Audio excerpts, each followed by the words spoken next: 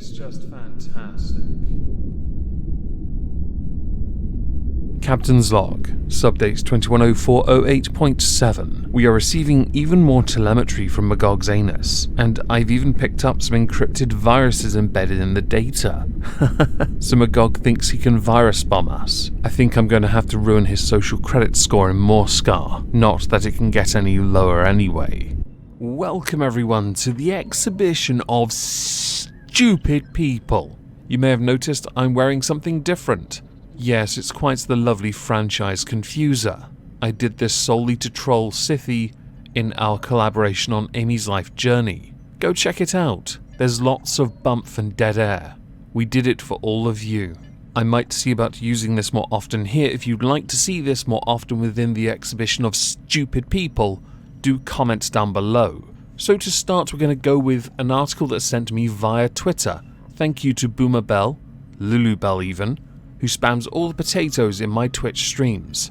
Streaming there tonight some Murder Fun Time, link below. At Omegon, you've probably already seen this, but in case you have not, here is the best teacher in the world right here. It links to Lad Bible, which links to an article.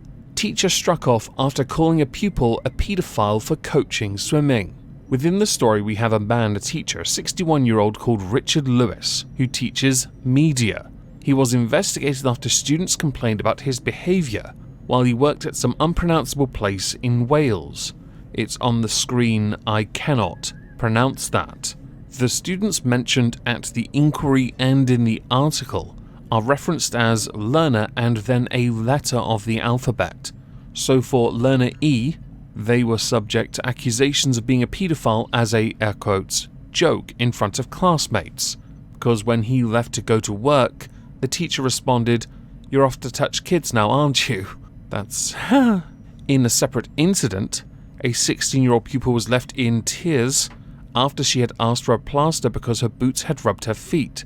Richard Lewis responded, "This is why women don't get the jobs they want, because they turn up in ridiculous stiletto heels and end up walking barefoot.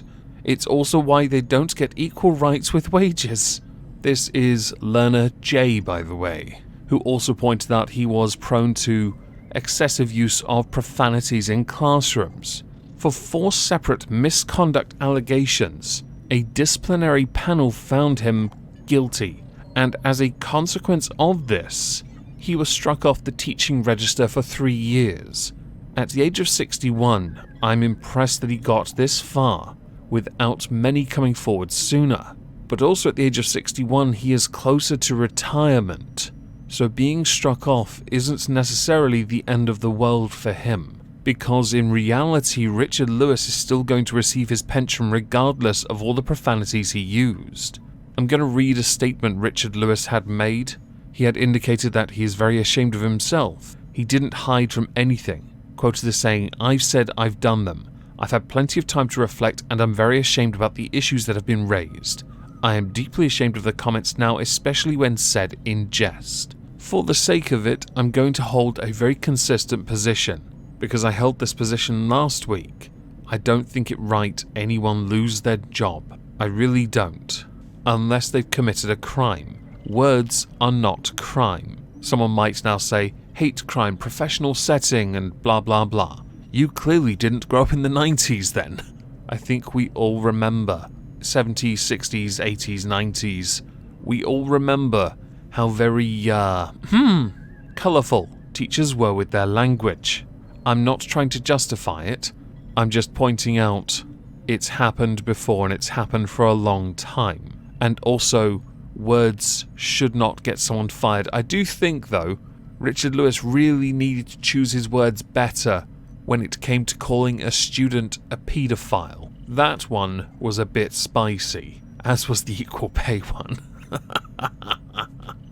On the subject of inequality, we're going to go to the Prime Minister for Pakistan, Imran Khan, arguably one of the greatest cricketers of all time, also a renowned playboy who, while living in London, frequented many nightclubs, hung out with many women. He was a proper playboy, and he was loved for it. Well, Imran Khan has come under a bit of flack in the United Kingdom because he's got a bit of an issue in Pakistan when it comes to the subject of assault. It's on the rise, and he believes he knows why. Not only is it because many men lack the willpower to not commit assault, but also because women dress inappropriately. They are dressed in a way that encourages those men who lack the willpower, so it's their fault as well. There's a word for that. So his solution involves an Islamic concept called purdah, or modesty, and that because of fahashi, which means vulgarity, in society two things happen. Sex crimes increase and the family system breaks down. He attributes much of this to 1970s England as an example, with the rock and roll image of sex, drugs and rock and roll, but also India's Bollywood, which is to blame for the moral decline which has led to the assaults. In this particular context, there is a word that best describes Imran Khan. It's hypocrite if no one got it sooner. His ex-wife Jemima Goldsmith, though, decided to use the very thing he is referencing, i.e. Islamic scripture, to hit back at him by saying the onus is on men, saying that, say to believing men that they restrain their eyes and guard their private parts. There is a fantastic clap back.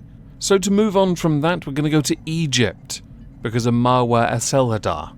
Who is she? She is Egypt's first female ship's captain. Why do we need to know this?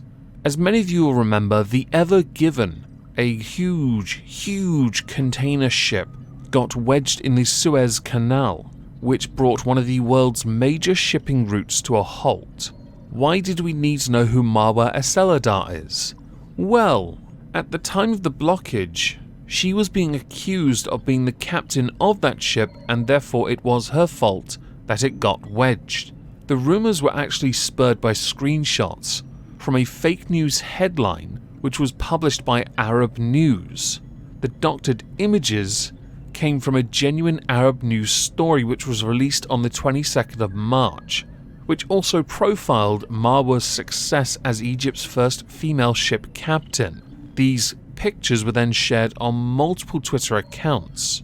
But if we're going to assign blame, you can't blame Marwa Eselhadar, because she was a few hundred miles away acting as first mate in command of the Ada 4 in Alexandria, which last I checked is nowhere near the Suez Canal, but she took the brunt of that regardless. Which then gets us all wondering, pondering, noggin jogging, why would the Arab News run a fake news article on the first female captain of Egyptian descent? Really makes you think, doesn't it? Oh look, we've got a theme for today. Inequality. Alright, we're doing that, are we? So the next subject's going to be a real swerve ball for you. It actually comes from 2020, November no less, and it was more recently shared to Twitter multiple times by many other commentators. I'm not going to play the video though, but I am going to show you the thumbnail. So it's called Real Dick versus Fake Challenge. I watched this video, and while I'm all for body positivity, there is a slight issue I take with this particular type of content. The issue being, this isn't age restricted, not even slightly, and I'm somewhat unsurprised that Wickedy DQ hasn't bothered to respond to the mass downvotes or the whole plethora of comments pointing out this is hugely inappropriate. I'll give you some credit, I didn't see any ads on it, and I'm assuming that's because you had a sponsor for the video, because on other videos that there wasn't a sponsor, I got ads. Yeah, I did some research, so you don't have to. You're all welcome. Thank me in the comments down below, really drive up my engagement. As this was quite the swerve and curve, we're going to go back onto the theme of the week, to a tweet from Sage Kronsel. Old friend of mine, do give him a follow, his Twitter will be linked down below. I never thought I would agree with Polygon, but yeah, streamers, you don't have to take crap for whatever you want to play and how you want to do it. You just also then don't have the right to demand your audience watches.